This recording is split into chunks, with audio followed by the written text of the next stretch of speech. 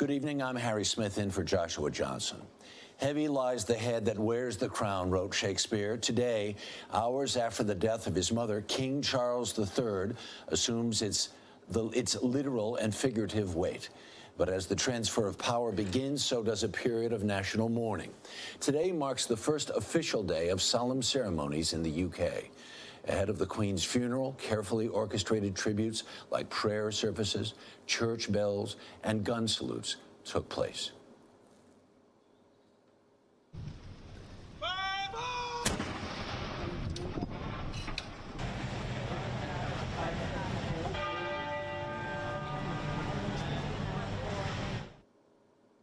Various publications are paying their respects as well. The late Queen's portrait even being displayed at famous landmarks around the world. A tremendous crowd has been gathering outside Buckingham Palace. People were seen laying flowers, offering condolences, and shedding tears. She's an iconic woman. She's such a legacy. Yeah, we just love the Queen. I think she was a wonderful woman. She wasn't only the longest reigning monarch in British history. I think she was the best. What she did for the country and who she was as a person will be felt in these next few weeks, and I think everyone's going to miss her quite greatly. Joining me now from London's NBC News Foreign is NBC News Foreign correspondent Matt Bradley. Matt, thank you for staying up so late with us this evening. Can you just give me a thumbnail of, as you've seen all these events transpire today, what has it been like for you? What did you see? What stood out to you? Well, you know, Harry, I think the big thing here is we're talking about this woman who couldn't be less approachable. She was a queen. She was so far away from the experience of anyone else, any commoner, any elite person, any politician, any wealthy person. Her life was singular. And yet, so much of what we heard from British people weren't just affections for her rule, for her politics, for the fact that she was the sovereign. So much of what we've been hearing all day long today and yesterday has been, they've been intimate stories. People have told anecdotes, sort of things that they've experienced with the Queen, but they didn't experience them with the Queen or even alongside the Queen. And most of these people who are describing these very personal stories, they're not describing them, they're not describing having met the Queen or even having spent time with her. Most of them haven't even shaken her hand. And yet they feel as though she was part of their lives, part of their families. And that's an extraordinary sort of sleight of hand on the part of the monarchy. She made herself somehow, either by dint of her lasting legacy, her incredibly long tenure, the longest in British history. There was something about her reign that made people feel close to her. This woman, this entity, this monarch that couldn't have been further away from the experience or the lives of your average person. They really felt like she was one of them. It's extraordinary. It really is. It really is, because without question, unknowable on any real level, but somehow she seemed to embody the emotions of so many different people, not just in terms of empathy in certain situations, but also sort of hope and promise. I want to change gears here a little bit away from Elizabeth and toward her son. Because of the things that I witnessed today, that I saw on television, was when he got to Buckingham Palace, the crowd that was there. I guess our expectation, maybe as Americans, is it was to be little old ladies and doilies, waiting to, pay their respects. But it was this phenomenal sort of polyglot of people of all ages, of all shapes and sizes, et cetera, et cetera. I was impressed by that. Different races, different ages, different genders. This wasn't a woman whose identity called out a particular niche slice of the population. This was everybody, both in a tribute to her and, as you were mentioning, in a tribute to her son, who has now assumed the throne, who has now become the sovereign, sort of the physical personhood of the state of Britain, of Albion, as expressed in like a person. It's an unusual concept and one we don't have in the States, one we deliberately abandoned or sort of shook off centuries ago. And it really just goes to show that this man, King Charles III, who, and I know you know this very well, was not always popular, to put it mildly. He was beset by scandal for decades. And, you know, there was a lot of ill will toward him, especially after the death of Princess Diana, and you will remember that very well. His character, his reputation has been resuscitated, partly on behalf of the efforts of the palace, but now he's ascending the throne with an almost unimpeachable character, not like his mother, who really was beyond reproach as far as the British population was concerned. But he has managed to transform himself from sort of a halting character, an awkward person who just didn't enjoy the same level of prestige that anyone else in the royal family did. He was often ranked below some of the children in the royal family for their popularity. And again, sullied by scandal for so many decades, but now he ascends the throne under a cloud of popularity, and we saw that today outside of Buckingham Palace with all of those people thronging to greet him, celebrating his future reign, and really just showing again that kind of intimacy that Queen Elizabeth II enjoyed, and that really Charles III is going to either have to try to drum up or it's going to elude him as well. It's unclear. That's his legacy that he has to craft for himself.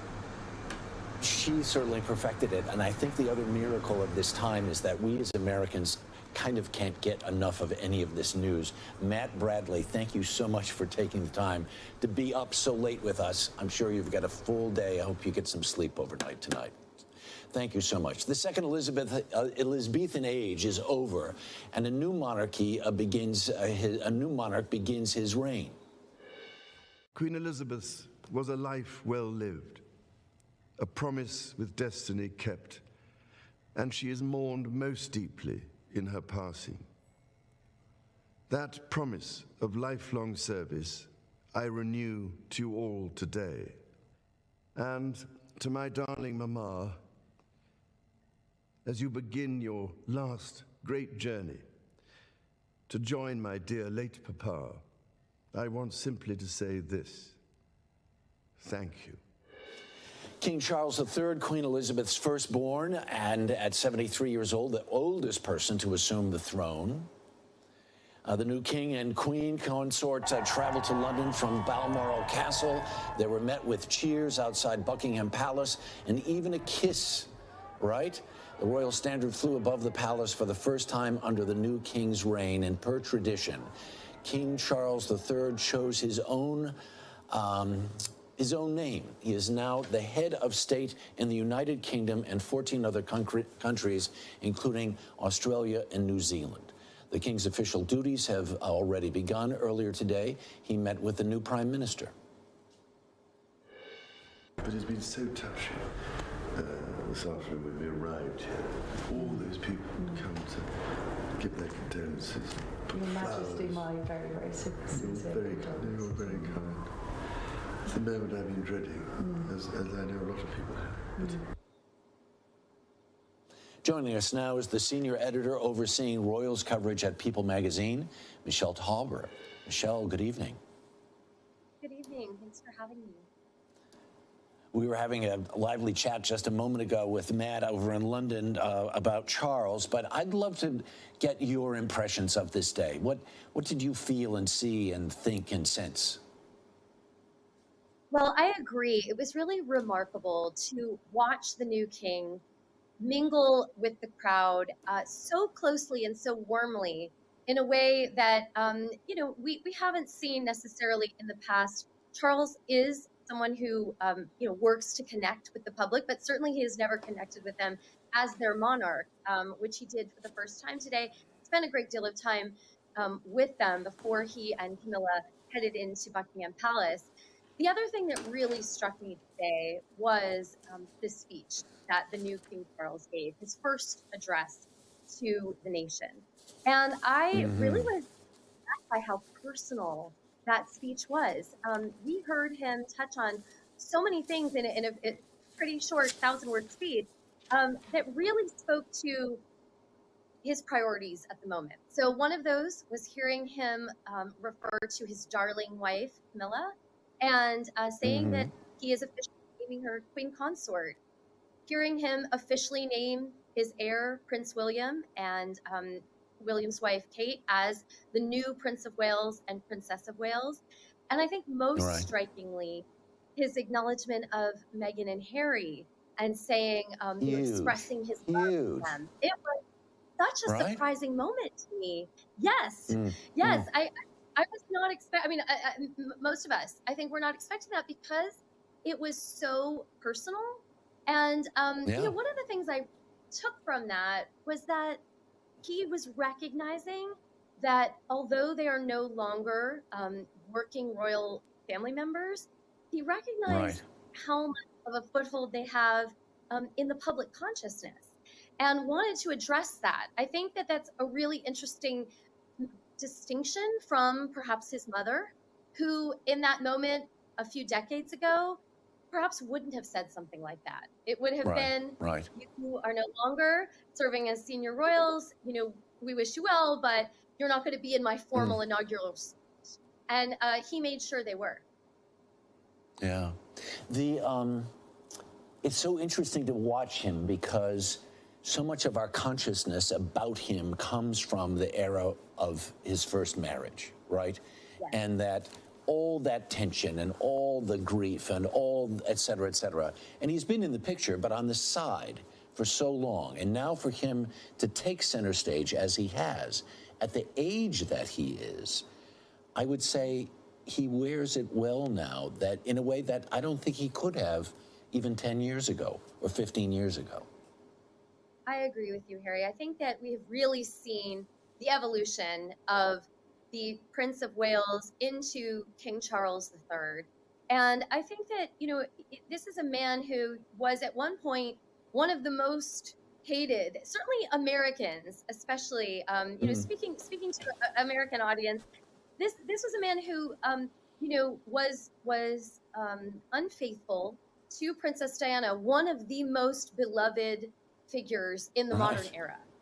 And that is something reviled, you know, and I think, and not only that, but Camilla having her front and center today on his first, you know, outing as king, and having her on his arm, talk about something you could not ever have foreseen even a decade ago.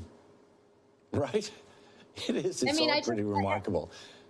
Yeah, it is. I think most people assumed she would take very much a back seat. She would be, you know, kind of relegated to the sidelines, and that has really changed. Michelle, thank you so much. Really do appreciate it. It's been a long day, and we have lots of days of this to come. We wish you good luck and hope you get some sleep tonight. There has been an outpouring of love for Queen Elizabeth in the last 24 hours. There are many around the globe who are mourning her death like that of a family member. But a certain critique of the British monarchy has also resurfaced in the midst of all of this, that of the country's legacy of colonialism. Queen Elizabeth's role as head of the state and head of the Commonwealth always associated her with the country's former colonies. There was, after all, tour after tour after tour. Was the Queen the glue that held the Commonwealth together, or is her passing the go sign for change? Joining us now is Priya Sathya. She is professor of history and international history at Stanford University. She specializes in modern British history and British Empire history, and we welcome her this evening. Professor, thank you for taking the time to join us. Thank you so much. First off, do we view her as the glue or the maybe even paper mache or strong twine that held the Commonwealth together? I mean, in a certain sense, it's just the timing of her leadership of the Commonwealth. I mean, she was the monarch in power, you know, in the early years of decolonization, and remained in power all the way to this time. And so it's an open question if, for instance, you know, her reign had ended earlier, would these questions have arisen earlier as well? Would the Commonwealth have felt more strains earlier? That just kind of longevity and continuity of her reign, I think, probably did help keep certain questions at bay. but they've been bubbling all along, and that's why I think, especially since the kind of real push to reckon with the past of slavery and colonialism that was triggered by the Black Lives Matter and the George Floyd protests in the United States, which had their echoes in different places in the world, that did force some of this question. Certainly a time of introspection. The, you know, it's been ages since Hail Britannia, Britannia rules the waves. What's left of the Commonwealth, just for those of us who have not been keeping score?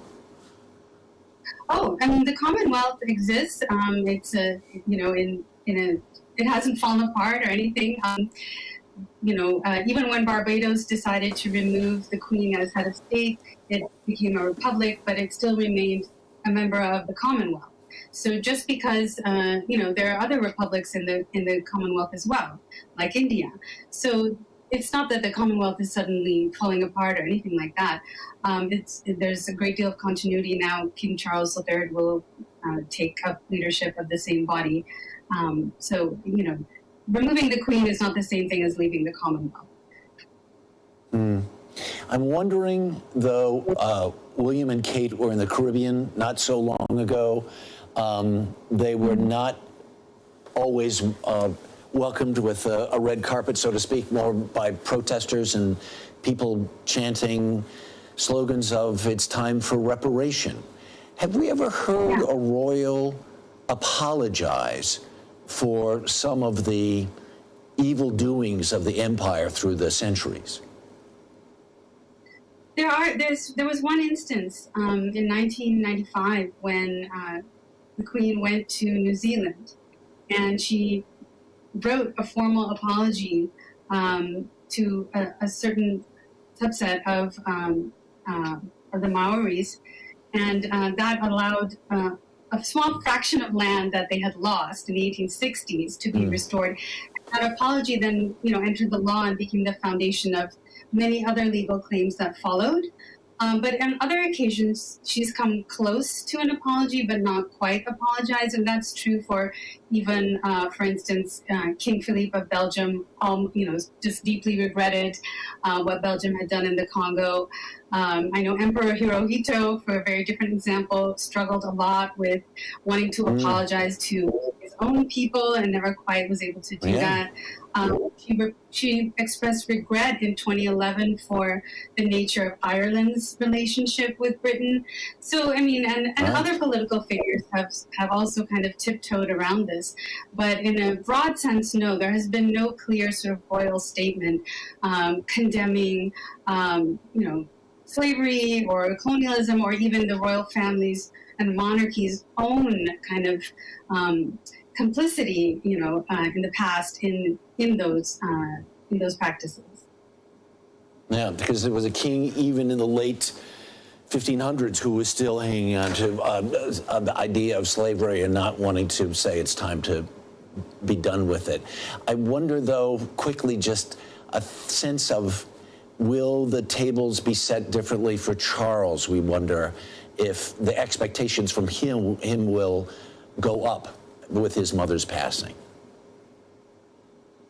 My guess is that the expectations will go up because it is a moment of change, because he's already, you know, we've already all witnessed him go through his own, you know, personal and moral challenges, right? And then in these recent tours in the Caribbean, and Charles himself has made statements talking about, you know, that slavery was an atrocity, it should be taught more in schools in Britain, and so on. So there is a kind of inkling that things could change, that there might be more just commentary from the royal family about this past and more direction, given the way the current British government has sort of always tried to frame these topics as part of, you know, cultural wars and attacks on British pride, and sort of not very helpful framing. So there's an opportunity for the royal family to accrue some moral capital and show some moral leadership and open up this topic to more productive discussion.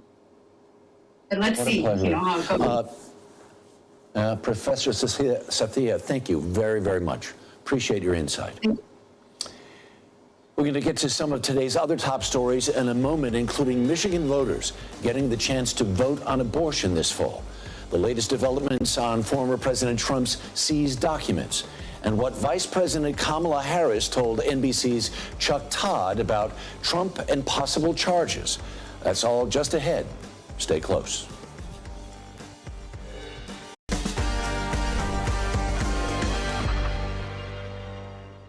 Tonight's headlines begin with an appeal from the Justice Department. The DOJ has appealed the ruling by a federal judge to appoint a third party to review materials seized from Donald Trump's Florida home. It argues the ruling is preventing the government from figuring out whether national security had been compromised. And a number of legal experts are saying the Justice Department has now put the federal judge on the spot. NBC's Ken Delanian has more. Is asking Judge Aileen Cannon to stay two key aspects of her order while the DOJ appeals to the 11th Circuit in Atlanta. Recall that the judge ruled that a special master should review all the documents the FBI seized at Mar-a-Lago, and until that happens, she ruled the FBI should not be able to use any of them in its criminal investigation. But she said the intelligence community can still continue its assessment of possible damage to national security from the improper storage of those classified documents. Well, the DOJ is now saying to the judge it doesn't work that way. They're saying the FBI investigation is inextricably tied to the damage assessment because the FBI, they say, has to be able to investigate whether any of these classified documents were seen by the wrong people. And in fact, the DOJ said that damage assessment has stopped because of the judge's order. Now, the Justice Department is saying it won't oppose a special master reviewing most of the 11,000 documents it seized in that search last month, but it does want the judge to stay her order with respect to the 100 classified documents it found. It says the public will suffer irreparable harm if the FBI is not allowed to immediately restart its investigation into what happened with those documents. The DOJ says the law is on their side here because those classified documents don't belong to Donald Trump and cannot be subject to attorney-client privilege. And they say that even if some of them could be subject to executive privilege, the government's criminal and national security concerns would overcome that. So the judge has given the Trump team until Monday to respond to this DOJ filing, and then she'll make her ruling. Either way, the next step would be for both sides to file briefs in the appeals court, and it remains to be seen how much all of this is going to delay the FBI investigation. But most legal experts say no matter what happens with this part of the case, the courts cannot totally stop the DOJ's inquiry. Harry? Ken Delanian, thank you. Now to Michigan, where voters will have a chance to decide the future of abortion in their state. Yesterday, the Michigan Supreme Court agreed to add an initiative to the ballot in November, which will enshrine abortion rights in the state constitution. Over 750,000 Michigan voters signed a petition in support of this proposal, the most ever for any proposal in the history of the state. Opponents objected to the spacing of the proposed text, but the court disagreed, writing, quote, "The meaning of the words has not changed by the alleged insufficient spacing between them." Governor Gretchen Whitmer also chimed in. This was a record number of signatures that were turned in. This pretense of some spacing, it is just one more effort to undermine women's ability to make their own choices, much less have a vote about whether or not we should do that. Back in June, Kansas voters rejected a ballot question that proposed removing language from its state constitution guaranteeing the right to an abortion. In an exclusive interview with Meet the Press's Chuck Todd, Vice President Kamala Harris was asked her take on charging former President Donald Trump. Chuck asked her whether she thinks Trump should be charged over mishandling classified records. The question comes after the FBI searched Trump's Florida home last month. They found 33 boxes of U.S. government documents and photos, including numerous documents marked classified and top secret. Harris was asked if it would be too divisive to prosecute a former president. How much should former President Trump's status as a former president and a potential 2024 candidate, how much should that factor into the decision to charge him? Well, I wouldn't dare tell the Department of Justice what to do. As a former prosecutor, I will tell you, I have I am not in the business of telling a prosecutor what to do with their case, because they know best the facts and the evidence as applied to the law. And so I'm not going to tell them what to do. And certainly the President and I and our administration, unlike the previous administration, have been very, very careful to make sure that there is no question about any kind of interference in terms of the decisions that the Department of Justice makes. All right. In that regard. But let me try to go to 60,000 feet. What do you say to the argument that it would be too divisive for the country to prosecute a former president? I think that our country is a country that has gone through different periods of time where the unthinkable has happened, and where there has been a call for justice, and justice has been served. And I think that's potentially going to always be the case in our country, that people are going to demand justice, and they rightly do. You can watch the full interview on Meet the Press this Sunday at 10:30 a.m. Eastern on NBC. There's a renewed debate over solitary confinement and whether it should still exist in U.S. prisons. When we come back, we'll speak to a man who spent a decade in one of those tiny, windowless cells.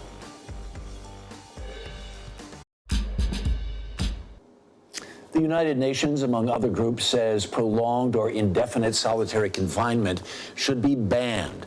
Some experts say it's the same as torture. Yet every day across America, tens of thousands of prisoners sit in cells, often without windows, sometimes the size of parking space. Yale Law School studied this and last month published their findings. As of the summer of 2021, nearly 50,000 U.S. prisoners were held in isolation. They spent an average hours of 22 hours a day in solitary, often for more than 2 weeks at a time.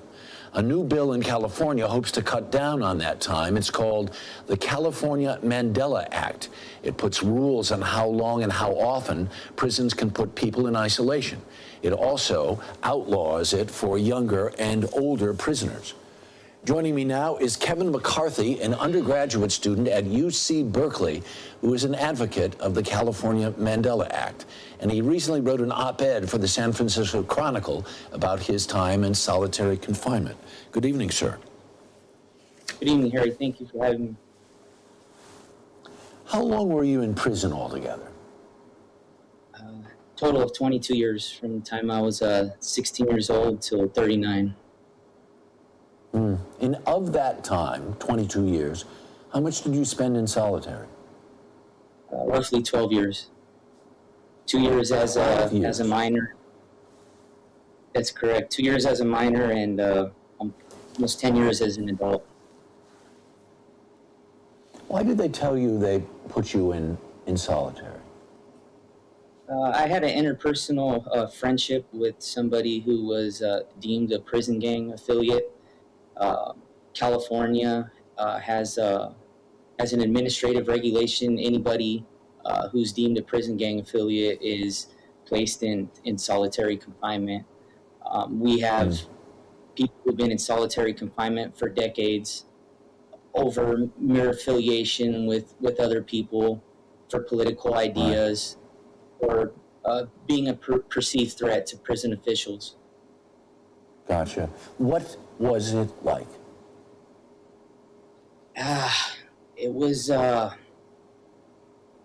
gosh, yeah, you know, it's, I grapple to find the words to explain it. I mean, it was, you know, every day, you know, it was a battle. I remember losing a sense of what human touch felt like.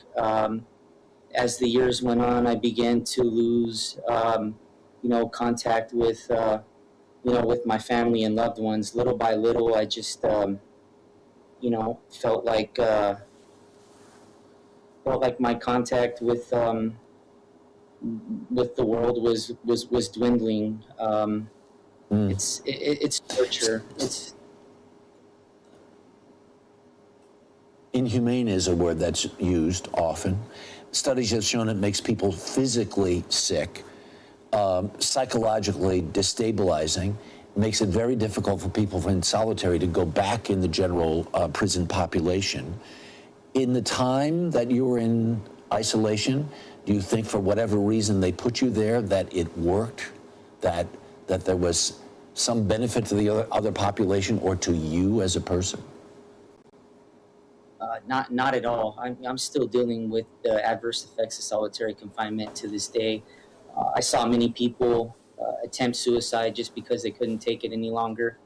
It just makes people worse, and it's a public safety issue. It's a humanitarian issue, and it's also a racial justice issue. I saw that it disproportionately affected people of color. California has the chance to join the more progressive states and pass this law and conform with the UN's suggestion on solitary confinement, which says any longer than 15 days is torture. No small wonder as we watch you now that you are a student at UC Berkeley.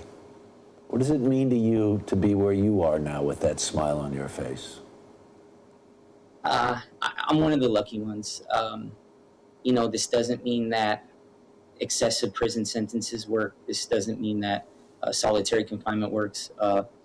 Thankfully, the admissions department at UC Berkeley, took a chance on me, and it's worked out. But I feel so guilty for those men and women who aren't so lucky, who still suffer from those torturous effects of solitary confinement and don't have this chance. Right. Kevin, thank you very much for taking the time to be with us. Good luck to you. Thank you. Appreciate it. Take care. Turning next to severe heat on the West Coast. Before we go, we'll look at the shrinking Colorado River and the consequences for the handful of states that rely on it.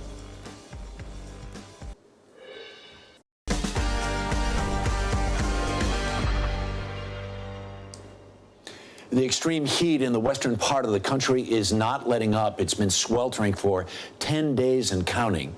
This past week alone has seen nearly 1,000 heat records broken, and the relentless heat and historic droughts are effectively turning rivers to dust. NBC's Steve Patterson has more. The boundless beauty of the Colorado River stretches far beyond what first appears surface deep. It's a 1,400-mile life-sustaining artery, pumping fresh water into the heart of the American West's ecology. And for us humans, it serves as a critical hydropower highway, streaming power generated at Lake Powell all the way to Lake Mead, the nation's largest reservoir, where excess water is banked in a system that supplies 40 million people in 7 states out west. But that power is shrinking. The Colorado River is about 20% smaller than it was just 20 years ago. St. John Eberly studies the Colorado for the conservation organization American Rivers. 3 of the top 10 largest cities in the nation all get their water from the Colorado River. So that's an amazing amount of impact on a system that's literally getting smaller. Smaller and weaker. Heavy demand from the Southwest's exploding population, combined with rapid climate change in the heat of a decades-long megadrought, have plummeted water levels at the 2 lakes that feed the river. And just to give you a sense of the scope of this crisis, you go back before the drought, and where I'm standing right now, I'd be about 40 feet underwater. Right now, both Lake Powell and Lake Mead are nearly 3/4 empty and projected to continue dropping. So where exactly are we, Bob? So right now we're on top of the dam, top of Glen Canyon Dam. If we look off to our left is Lake Powell, and off to our right is the Colorado River. We were given exclusive access to the Glen Canyon Dam, where water from the lake is released through 8 massive turbines. This is the goose that lays the golden egg for the Southwest. Generating enough power to electrify millions of homes, businesses, farms, and more than 50 Native American tribes. How much power are we generating right now? Right now we're probably around 400 megawatts. The ability to produce power is going down as the reservoir is going down. Power manager Bob Martin says the water level at the dam is just 45 feet from dropping below hydropower generation. So critical that for the first time in the dam's history, it's reducing the amount of water released into the Colorado River. Does it feel feel like you're in a threat zone. It does. We're 22 years into this drought. Nobody ever expected we'd be here this long. We need to start making operational changes. The crisis has led to historic water rationing measures. We really need to reduce the amount of water we're taking out of the Colorado River by, something like 20% for the long term. Earlier this year, the federal government set a deadline for the 7 basin states that surround the river to come up with a voluntary plan to reduce water use. What keeps me up at night is that that the states will decide to fight rather than come together and be a unified voice for the entire basin. This month, that nightmare came to life. Instead of working together to solve the problem, the states bickered over dwindling resources, forcing the Bureau of Reclamation to declare a Tier 2 emergency shortage, mandating historic water rationing. Starting in January, Arizona will lose 21% of its yearly allocation from the river. Nevada loses 8%, Mexico 7%. What is at stake if we don't do that is 40 million people's water availability, a $1.4 trillion economy that is based on the Colorado River. All of that is at risk. And that's an enormous risk to the country, to the world. High above, very little in this world rivals the awe-inspiring splendor of the Grand Canyon. I feel here a sense of the divine, that this place is not an accident. Park Superintendent Ed Keeble says one of the few things more stunning than its vast beauty is the looming threat to the ecology of the river. The fact that it's changing so rapidly for fish is an indicator that there's some stress in the ecosystem that we need to pay attention to. The Colorado stretches 277 miles inside the canyon, just outside the Glen Canyon Dam. Here, the plummeting water levels at the reservoirs is literally changing the ecosystem inside the park. As the level drops inside Lake Powell, the water that passes through those turbines at Glen Canyon Dam heats up, sending higher temperatures down the Colorado River, reducing the habitat for several native fish, while invasive species pass through. Non-native predatory fish, like the smallmouth bass, are getting closer to the turbines through which the water flows, and they're passing into the river at the Grand Canyon. They'll decimate the threatened and endangered population of the humpback chub and the razorback sucker. Why should we care about, a few species of fish that may be endangered? Because this isn't only about the fish. The fish serve as something of the canary in the coal mine. As their habitats, their environment is changing, it's changing for us as well. It's already having a huge impact on industries like recreation, farming, and fishing.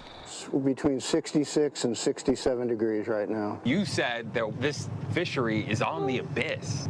How troubling is that for you that's lived here for so long? It's killing me, brother. River fishing guide Dave Foster says the warmer water means the trout he was making a living on have less oxygen and are threatened by those invasive fish. It's worrisome for me. I've spent my whole life here, and it's a recreational opportunity here that we're on the verge of losing. The crisis creating a domino effect. Right now, the consequences of drought and water shortages are now playing out across the country.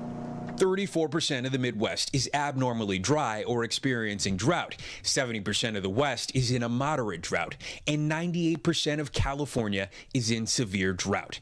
The exceptional heat is also creating mounting pressure on energy grids, meaning filling the falling hydropower void with natural gas, creating more greenhouse gas emissions and an even hotter planet.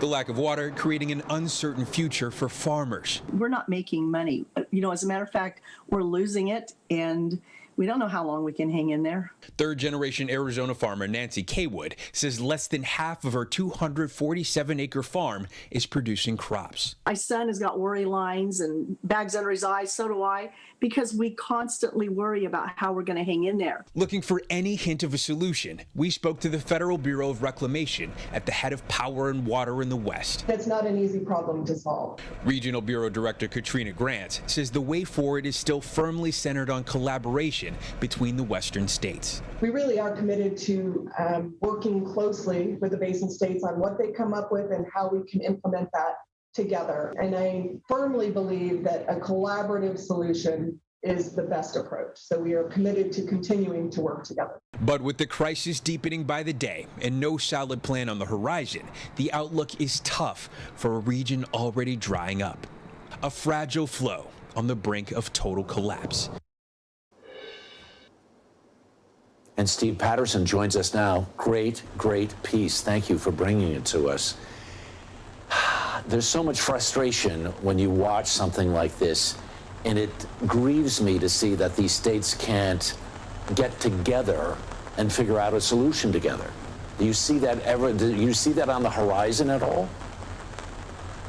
If they want to save that river, they're going to have to at some point. And the Bureau of Reclamation has tried to, in several meetings with these 7 basin states, to do that. The problem is the water compact that was made, so almost a century ago now, didn't account for certain things. It gives water rights in a very bizarre way, which creates this hierarchical system, and all this bickering happens every time they meet. There needs to be at least another 2 to 4 million acre feet of water saved, and that's just a stopgap. I mean, eventually the entire system is going to have to be changed because, of course, nobody accounted for a 20-year megadrought, but here we are. So at some point it has to happen, Harry. I just don't know when that would be. In Las Vegas and in lots of parts of Arizona, we've seen xeriscaping, where people have said, okay, we don't need green grass in our yards. And I wonder about places like in Southern California, where everyone's yard is gigantic and as green as can be. I wonder if, I'm thinking actually, I'll think of, in California, the governor said, let's everybody turn down our electricity so we don't have rolling blackouts in the last 10 days.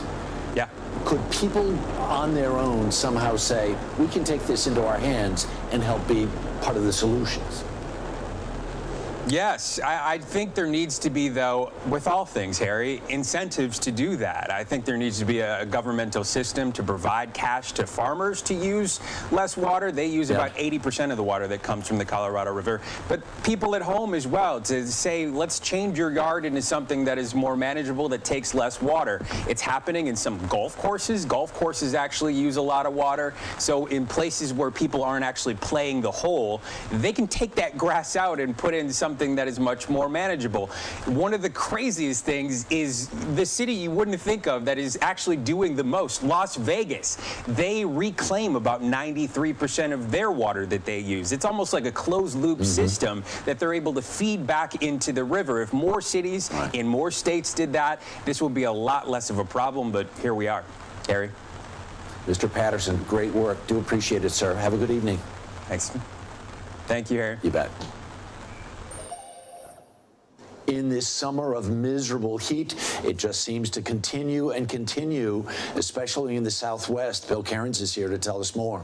Los Angeles today, 101 degrees in downtown LA. I mean, everyone is just, they're done, they're over it, they want a break, and they're finally going to get it this weekend. It's going to take just a little bit, but even at this hour, I mean, we're still at 109 in Northern California. The one thing you'll notice is a few spots have cooled off, and I'll explain why in a second, but look at San Diego, only 76. And our friends, it's not just California. Yesterday was 99 in Denver, but Mother Nature has turned on the AC today. We're only at 61 degrees, so some spots are heading more towards a fall-like feel, but the dangerous heat, this will be ending this evening. All of our warnings and watches, it's been like 2 weeks straight of talking about these temperatures like this. And so here's how we're going to do. This was the high temperatures for the day today. Notice the hundreds, the 90s, and then as we go through the weekend, it's not exactly open your windows type weather, but temperatures during the day will be more closer to what we should expect this time of year. Sacramento, it was amazing that you hit that 116 this week. 90s will feel cool this weekend. Fresno, same for you, 93. And LA back into the 80s and that nice weather. You get that onshore flow moving in.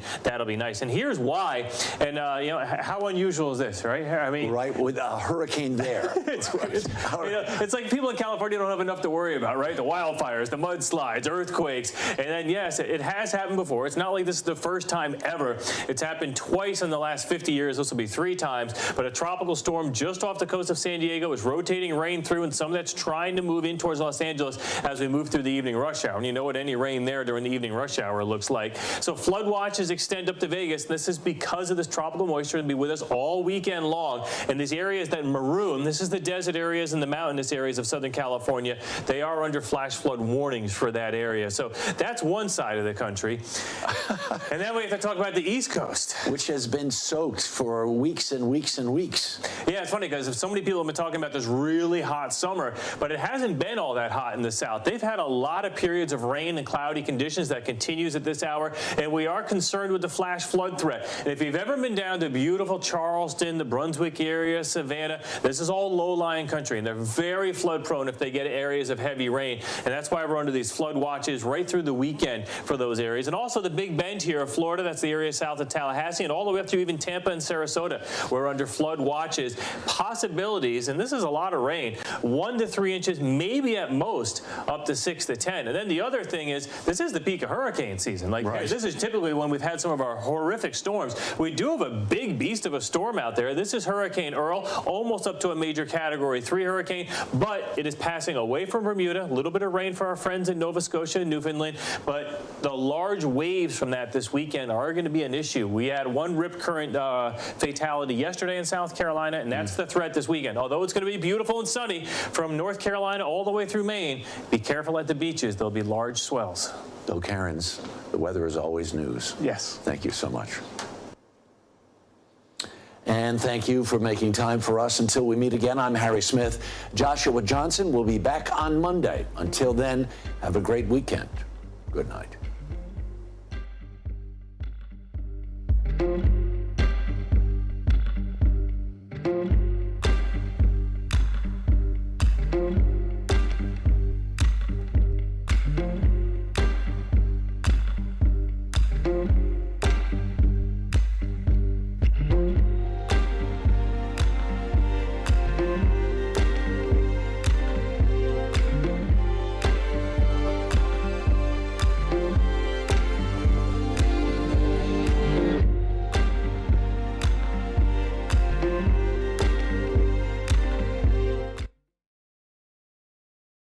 Thanks for watching our YouTube channel. Follow today's top stories and breaking news by downloading the NBC News app.